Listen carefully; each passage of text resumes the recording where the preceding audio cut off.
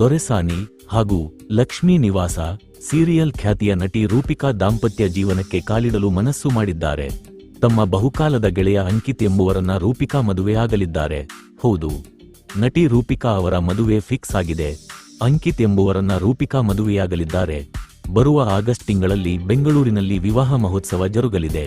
ಇತ್ತೀಚೆಗಷ್ಟೇ ಲಗ್ನಪತ್ರಿಕೆ ಶಾಸ್ತ್ರ ನಡೆಯಿತು. ರೂಪಿಕಾ ಅವರನ್ನ ಮದುವೆಯಾಗುತ್ತಿರುವ ಹುಡುಗನ ಹೆಸರು ಅಂಕಿತ್. ಮೂಲತಃ ಬೆಂಗಳೂರಿನವರು. ಬಾಲನಟಿಯಾಗಿ ಬಣ್ಣದ ಲೋಕಕ್ಕೆ ಎಂಟ್ರಿ ಕೊಟ್ಟ ಪ್ರತಿಭಾವಂತ ಕಲಾವಿದೆ ರೂಪಿಕಾ.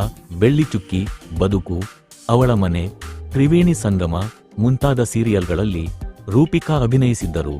2009ರಲ್ಲಿ ರಿಲೀಸ್ ಆದ ಎಸ್ ನಾರಾಯಣ್ ನಿರ್ದೇಶನದ ಚೆಲುವಿನ ಚಿಲಿಪಿಲಿ ಮೂಲಕ ರೂಪಿಕಾ ನಾಯಕಿಯಾಗಿ ಸ್ಯಾಂಡಲ್ವುಡ್ಗೆ ಕಾಲಿಟ್ಟರು.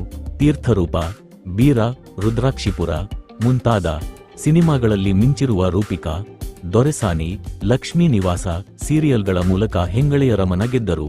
ಇಂತಿಪ್ಪ ರೂಪಿಕಾ ಇದೀಗ ದಾಂಪತ್ಯ ಜೀವನಕ್ಕೆ ಕಾಲಿಡಲು ಸಜ್ಜಾಗಿದ್ದಾರೆ.